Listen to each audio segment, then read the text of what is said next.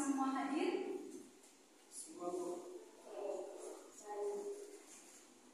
Apakah tadi sudah sarapan semuanya?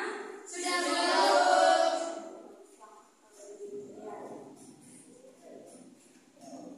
Jadi anak-anak, pada hari ini kita akan belajar tentang mukjizat-mukjizat Yesus.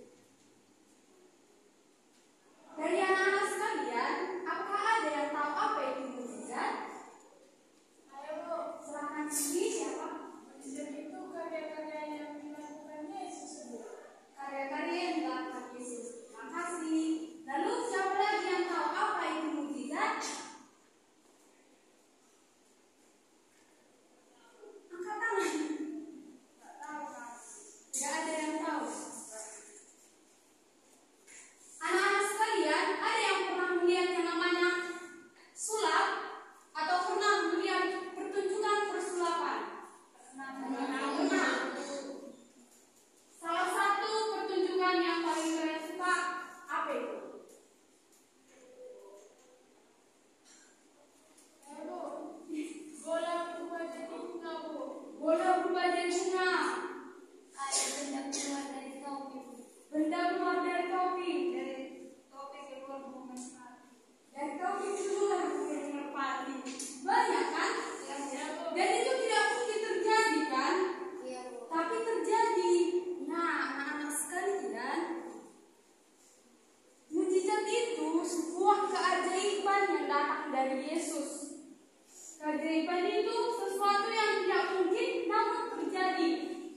Seperti tadi ada burung keluar dari topi, ada bola berubah jadi apa tadi? Jadi bunga. Nah, itu di sebuah hiburan ya. Namun kalau di dalam pembelajaran kita itu, Yesus itu membuat sebuah mukjizat. Ada yang tahu mukjizat apa yang pernah dilakukan oleh Yesus? Ya silakan.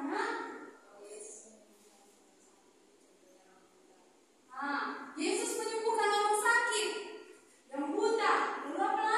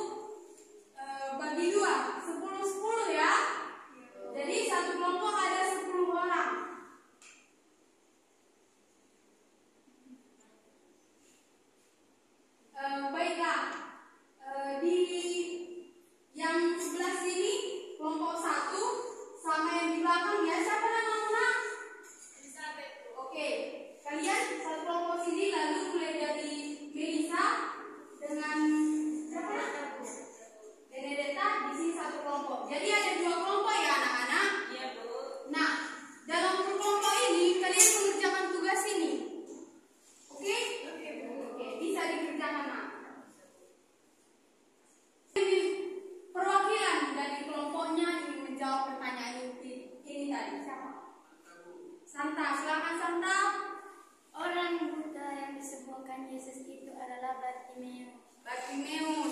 Dari kelompok 2, siapa tadi orang yang disembuhkan Yesus?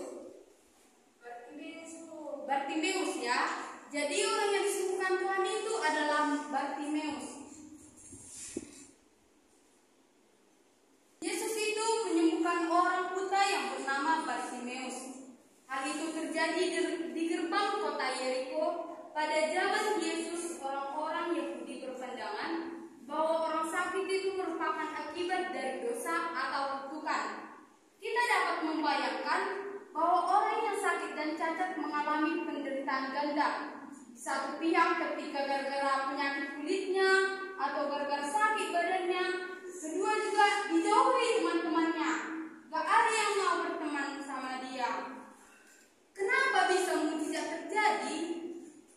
Mujizat bisa terjadi karena percaya. Jadi Bartimeus itu percaya dia bahwa dia akan sembuh.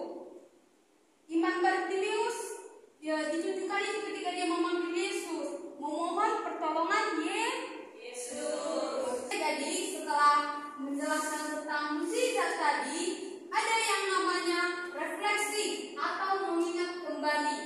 Kita ingatlah perbuatan-perbuatan Yesus. Jadi anak-anak, ada tugas yang Ibu berikan kepada kalian.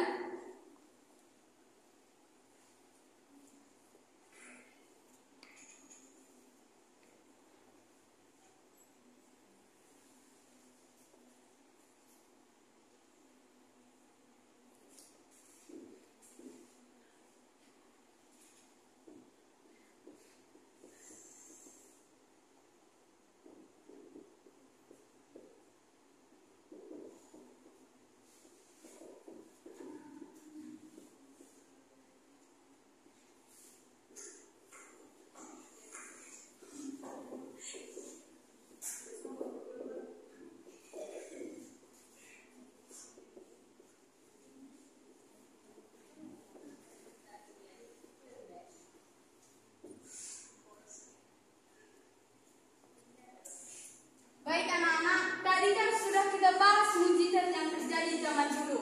Salah satu contohnya, mujizat apa yang terjadi pada zaman dahulu? Siapa yang tahu? Tadi udah ada teman yang memberitahu. Coba, siapa tadi yang tahu? Mujizat yang terjadi zaman dahulu. Silahkan nak. Yesus menyembuhkan orang buta, Bu. Yesus menyembuhkan orang buta.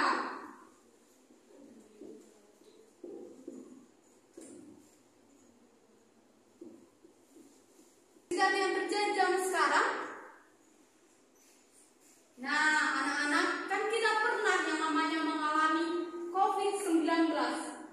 Pernah kan? Pernah, Bu. Nah, jadi anak-anak, mujizat yang terjadi zaman sekarang itu COVID-nya udah mulai hilang kan? Iya. Gak ada lagi kita pakai masker dan jaga jarak. Iya, ya kan? Nah, mujizat yang terjadi sekarang itu